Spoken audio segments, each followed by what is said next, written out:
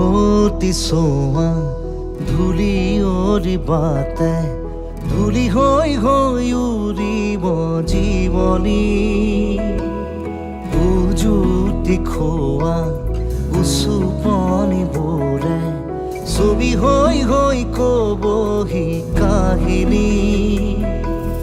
সময়ৰে সুতি সুততে সুহুৰি সুৰুঙাৰে